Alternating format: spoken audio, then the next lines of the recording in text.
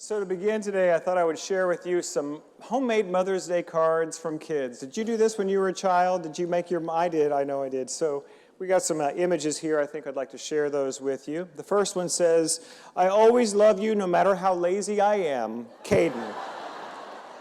That's honesty there. Next, "Thank you, Mom, for making me food so I don't die." These kids are calling it like it is. Oh, I like this one a lot. "Happy Mother's Day. I hope you have a great day, a great Mother's Day. We were going to make you pancakes, but Melanie didn't know how to, so we were going to make eggs, but there's no bacon. Well, happy Mother's Day."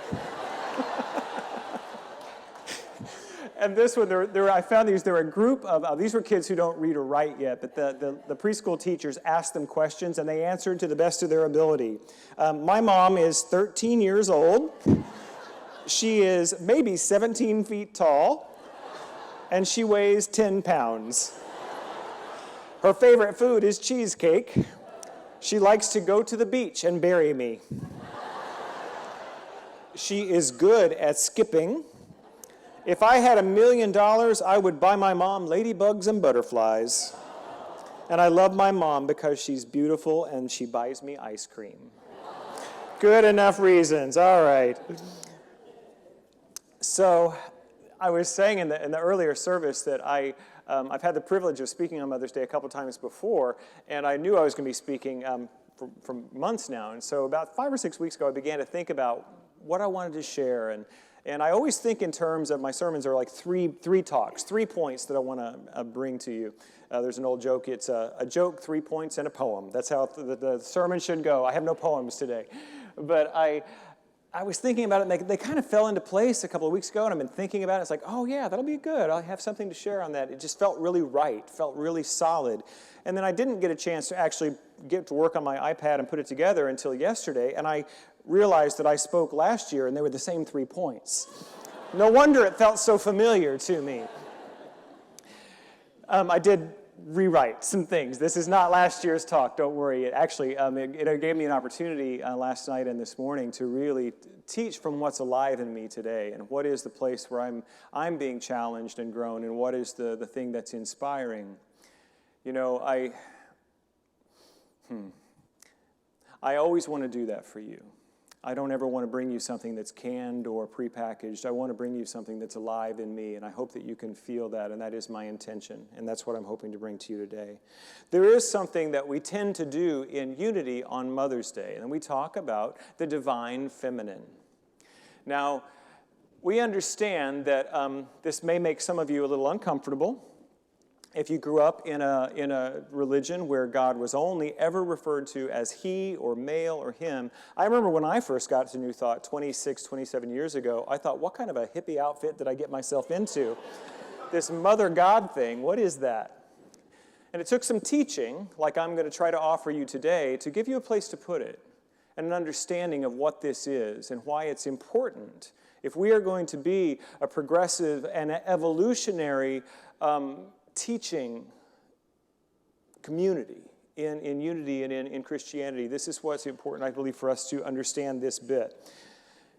In the Old Testament, in the Hebrew Bible, Numbers chapter 23, verse 19 says, "God is not human that he should lie, and not a human that he should change his mind." See, sometimes we think God is human. Or at least we put human qualities on God. That's called anthropomorphizing. It's what we do. That's just we relate to God. We think of God as a person. In Genesis, it says, we are made in the image and likeness. In his image, male and female, he created them. Do you remember that language?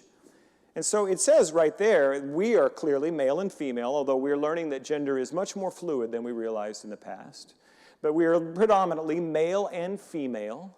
And so we said, well, God must also have male and female, or masculine and feminine. I want to be careful here to not conflate the idea of the divine masculine and the divine feminine with people being man or women, or male and female. It's different. They're related, but it's different. And so what we've done is we've made God in our image. And so we take the idea, the things that we're comfortable with, and we assign those qualities to God. I'm not saying it's incorrect. I am saying it's partial. It's part of the truth, but it's not the whole truth. And so I'm taking Mother's Day, as we often do. Jean Marie gave a beautiful talk on this 2 years ago. I remember. It's really profound. This idea that there is more to God than some dude in the sky. That's what we're talking about. God is infinite. And when we only speak of God as Father, when we only understand God as male, we're going to miss something that might be useful to our spiritual walk. And it's not foreign to Christianity or to Judaism. In Christianity, we talk about the saints. We talk about Mother Mary. There's the Sophia Gaia, which is the wisdom of God embodied. In the Hebrew tradition, in the Jewish tradition, there's Shekhinah, which is the glory of God. It's a feminine term. There's also El Shaddai, which is often translated into English in the Bible as God Almighty. But the most literal translation of the ancient Hebrew of El Shaddai means the many-breasted one. And what it means in the Hebrew vernacular is God, the all-sufficient one. That God, there is an aspect of God that gives what is required to his children, to her children. That there is something beautifully nurturing in God. So today in this Unity Church, what I hope to do is honor the tradition upon which we are a part of and what we stand, but can we begin to evolve our language and understanding a little bit? There are many others now beginning to do this. How many of you have seen or read The Shack? Anybody? Yeah, and it comes from a very traditional Christian theology, and yet the Trinity is portrayed by two women and a man. A very Middle Eastern-looking Jesus, as a matter of fact, which is not always, again, we make God in our own image. And so it's beginning to have a larger conversation. The things that they thought that we were kind of some weird hippie outfit in Unity, sometimes we're finding other places are now beginning to have this conversation. What if we didn't just think of God as male or as a man? So there are three things that I wanted to share with you today. Three ways that I feel we can begin to become more familiar and in relationship with the divine feminine in a way that I think might really be helpful. And they're this: the nurturer, the creator, and the warrior. Before we go into those three, I want to talk a little bit about this idea of divine masculine and divine feminine. Many of you have seen the yin-yang, the yin-yang image. It's the two sort of comma-looking things that are in a circle together. One is white, one is black. In the black one, there's a circle of white. In the white one, there's a circle of black. I could have just put an image on the screen and showed you, but I didn't think about that beforehand. Sorry. But it's a way of, comes from Taoism and Buddhism, of understanding that the whole, which is one, can be represented as two. It's still one thing, but it has these two aspects. And there are many things in life that are like that. That there are pairs of opposites that are still one thing. And this is one of those polarities that we talk about, the masculine and the feminine. When we're talking about the divine masculine, we're talking about the energy of movement, of decision, of action. The divine feminine is more of a motion of stillness and spaciousness and receptivity.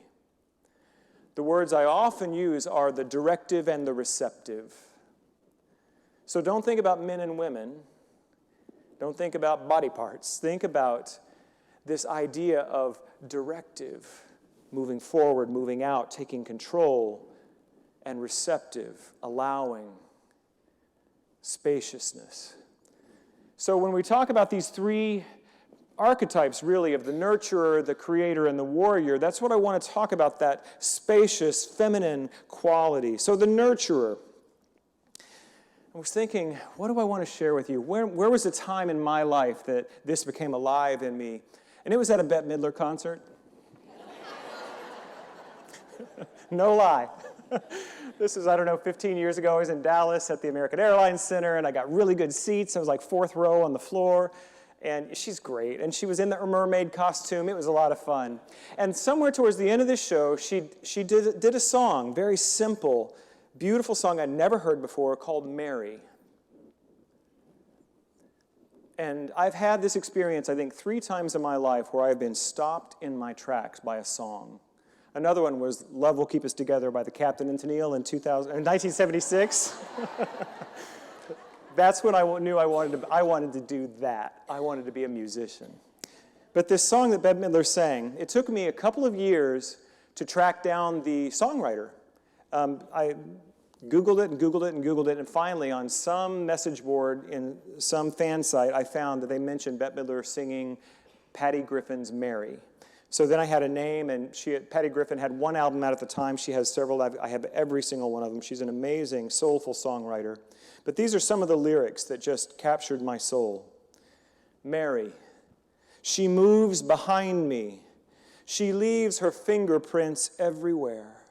Every time the snow drifts, every time the sand shifts, even when the night lifts, she's always there. Jesus says, Mother, I can't stay another day longer. And he flies right by and plants a kiss upon her face.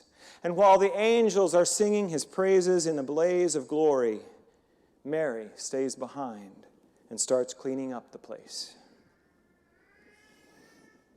And I still get chill bumps when I think about that there is that divine, you get the masculine and the feminine in that image, that the divine masculine goes and accomplishes and achieves and does, and there's blaze of glory. And then something is still needed. A quiet, continuous, patient, persistent, loving, nurturing energy. That is the divine feminine. And you can't tell me that we don't need it. We do. So that is the nurturer. It's that everyday love and care. It's not glamorous. They don't write songs about it very often. But it is so necessary, this continuous nurturing energy. The second archetype, I guess, that I would call it, that I want to talk about today is the creator. And this one, well, the last two, the creator and the warrior, it's a very stark contrast between the way we would understand the divine feminine as creator and the divine masculine. Let there be light, and there was light. That's a very masculine, divine masculine idea. Just make it so, number one. It is just, yes, we're going to do it. Here it is. I'm going to create something. I've got the plan. I'm going to build it, and it happens. Just like that. Guys love that, don't we? A lot of you women do too, but that's a very masculine approach to creation. I see it, I'm going to do it, and we use this in unity all the time, and it's necessary. It is affirmation, it's claiming our good, standing in our faith, proclaiming it to be so. Necessary, useful, and there is another side to creation. The image that kept coming to my mind was a pregnant woman. I've got a couple of friends who are expecting right now, and I love the miracle. Somehow that God turns a cheeseburger into a baby. How does that happen? that a woman's body can make a person. It's mind-blowing and miraculous and beautiful. And it's a very feminine approach to creation. Because, moms, how many of you thought, well, today's the day I build the toes. I need this nutrients, and that's not the way it works. There's no plan that you're consciously working with. What are you doing? You're creating this space of creation, literally. And you're loving that life as it's coming into being, are you not? I'm looking around, and I know some of the moms. I know your stories with your children. I know what you've walked through. That is the divine creator as the mother. It's not about a plan. It's not about a timeline. It's not about getting it done in 3 easy steps. It's about process. It's about allowing something to come forth in its own time, when it's time. And you can't see it yet, but it's coming. And so if we work with the divine mother as creator, we work with faith and trust. and we can trust our mother. There's a story that I was told about that trust in the process of the revealing of the greater good. There's a man walked into a medieval city, and a great church is being built in the town square, and there are 3 men who are doing stonework, and he goes to the first one. He says, "What are you doing?" And he says, "Can't you see, idiot? I'm working with stones. I'm stacking them one on top of another. Get out of my way. I'm busy." He goes to the second one and says, "What are you doing?" He says, "Well, I'm building a wall." He goes to the third, stonework, and he says, "What are you doing?" And he says, "I am building a cathedral to the glory of God." Do you feel the difference? The creation energy of the divine, the sacred feminine, is to know that something magnificent is coming, but I can't see it yet with my eyes. The third is the warrior. I love her. She is great. In the new Wonder Woman movie coming out, I've been watching the trailers for that. They talk about the Amazons being created by the gods to protect the world. This is the difference. The divine masculine warrior energy is to go out and conquer. The divine feminine warrior energy is to protect. It is to protect. It is to hold that which is sacred safe so that life can continue to be formed and blossom. So I was thinking about what scripture do I want to bring to illustrate this point? What story do I want to tell you? And the image of my own mother came to my mind over and over again. I've never thought about my mom as a warrior before. Well, as a child, probably. There's definitely some warrior energy she could have when I did wrong, I'll tell you.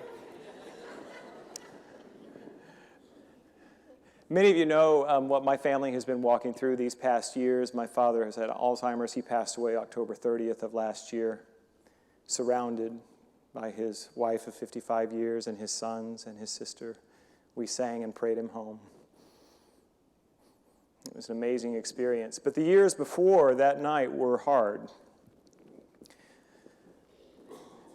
When it became clear that my dad's decline was really speeding up, he had a fall about 2.5 years ago, and he couldn't walk anymore. His brain forgot how to walk. The muscles still worked, the legs were still working, but his brain no longer knew how to do it.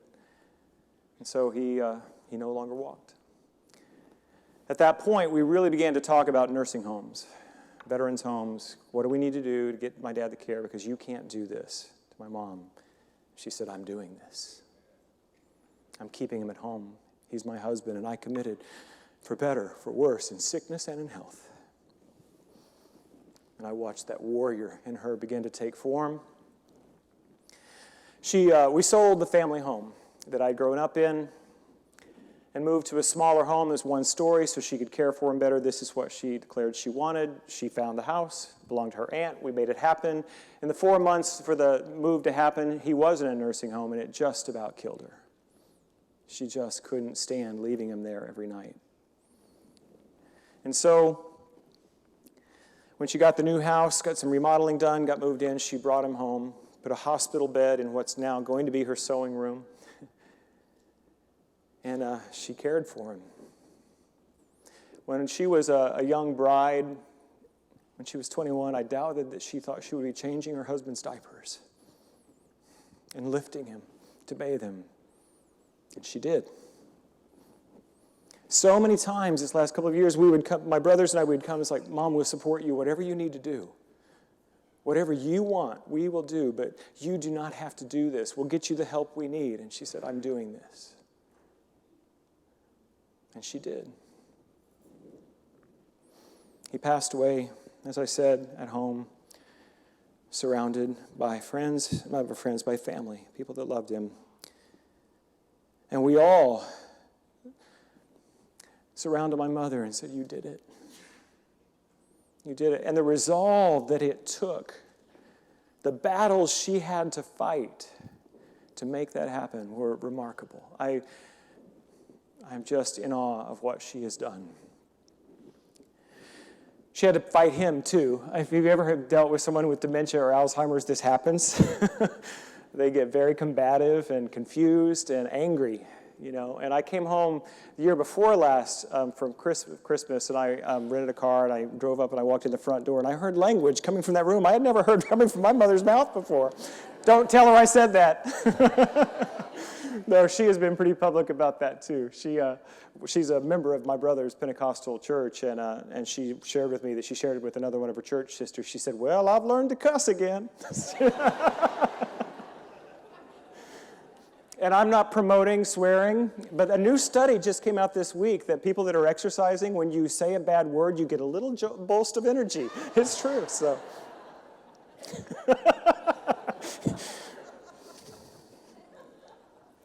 It is warrior energy. It is. It's warrior energy.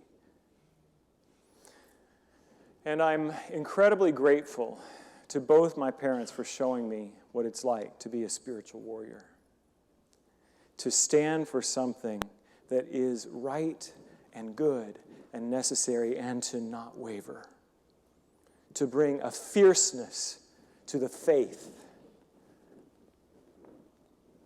And so I will call my mom and I send her flowers and I will talk to her today, but my real Mother's Day gift to my mother is I want to embody what she is showing me. I want to live that energy. So the last thing I want to bring to you is that how can we, as spiritual men and women in the 21st century, right here in Houston, Texas, how can we use these qualities and live these qualities of the nurturer and the creator and the warrior to reveal our purpose and our fulfillment on earth? How do we do that? Well, I was thinking about the nurturer. And we live in a very interesting time. We are more connected than we've ever been and less connected than we've ever been. We're going to talk about that a little bit next week at our generation service, just see the way that that's shown up in our life. So what I was thinking that we could use the Holy Mother, the feminine divine, in nurturing our relationships. What if we took that kind of love and care, that sort of every day, call somebody up, invite somebody to lunch or coffee, have a conversation, say, "How are you doing?" No. How are you doing? Tell me how you're walking these miles. If we could become that real in our relationships, what would that shift in our lives?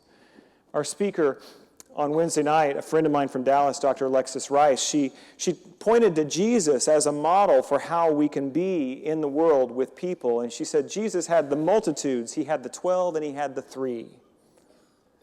We have the multitudes, we have the crowd, and we know a lot of them, and we have this kind of relationship. And then there's this inner circle of the people who have your back, people that maybe as Jesus was discipling them and they're supporting him, but then there's the 3, James and John and Peter, those who were around him, who he could really let his guard down, who he could really count on for that sort of support. So I just encourage you to think about nurturing, that nurturing, loving, everyday energy with your relationships. Right now, think about who would you want to call? What is asking for your attention in the realm of relationships for you? Creator, how do we bring the energy of the Creator into our lives in this different, this softer, more nurturing way? It's your dreams. You can get a plan, you can get a goal, and you can work it. But a dream doesn't always adhere to the plan. Have you noticed? And I'm not necessarily talking about career, though that may be it for you. Maybe it's a dream of family. Maybe it's a dream of freedom in your body. What's your dream? What's the thing that you can feel calling to you, but you can't see it and it's not yet born? I'm going to ask you to invite that feminine creator energy, that kind that just nurtures and loves and supports that which is unseen but is so real, waiting to be born in your life. And then lastly, how can we bring the warrior mother into our life? What is asking for protection? What is the thing that is so sacred and valuable to you that you see being violated in the world, that is asking for your mama bear? What is it? We had an election last November. Did y'all notice? We've had more protests than we've ever had in our civil society. Those who track values polling, they tell us that we are the most divided we've ever been as a nation. And this is not just in America, the rise of populism in other nations. It's, there's a divide that is happening. Somebody after the first service, he said, I don't know that we're divided. I think we're waking up. And I said, I think it's both. I think that the divisions and the sharp contrasts are waking us up. We had last summer, after the Black Lives Matter and the protests and the shootings, there was a lot of pain in my heart. There was a lot of pain in our church, and we began to talk about what is ours to do at Unity of Houston, and we held a dialogue on last October.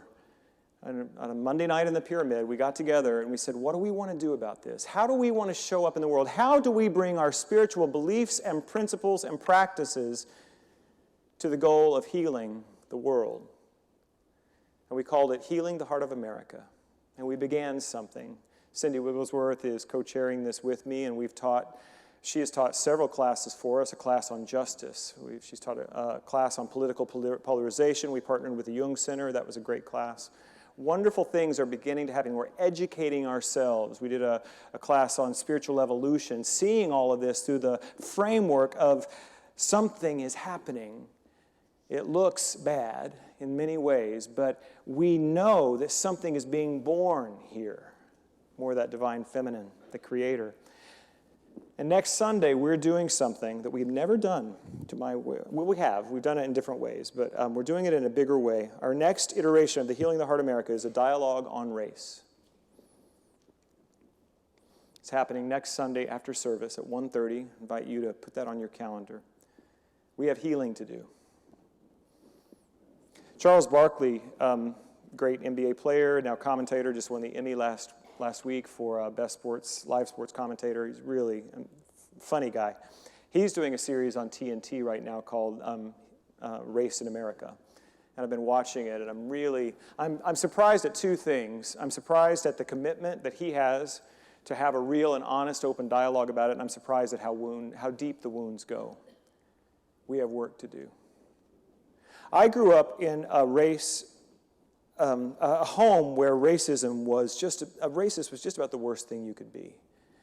And I grew up in rural Oklahoma. We saw a lot of racism out there, but for whatever, I don't know why my parents were like this, but they were very, very against that kind of bigotry, and they just ingrained that. And my brothers and I, we share this just really abhorrence of racist behavior. But that doesn't mean I don't have healing to do around the issue of race. It doesn't mean that there's not something that wants to be born, that wants to happen in me. And what I know is that it wants to happen here in this church. We have work to do. And it's not everybody's. If you're not feeling called to this, then go have brunch. But if there's something stirring in you, and what may be stirring may be your discomfort. What is our name? What is our calling? Unity. And we're not there yet. But I believe that if we can bring this idea of the warrior of protection, standing for that which is good and necessary, we believe in equality. We believe in justice. We believe that people should be treated correctly, regardless of the color of their skin. If you believe that, we might need your warrior energy for this conversation. Something has to be nurtured in our relationships. We've got to talk to each other. We have to see that the experience is different for black people, for brown people, for people of Asian ancestry. It's different. We have to see it. We have to build these relationships. And lastly, we need that creator energy. Something is asking to be created for the next greater good of this world, and it's asking for us. And it's asking for our love. And it's asking for our commitment. There is a Holy Mother, and she is here to help us birth it. She is here to help us sustain it. But we need you to bring her forward. God bless you.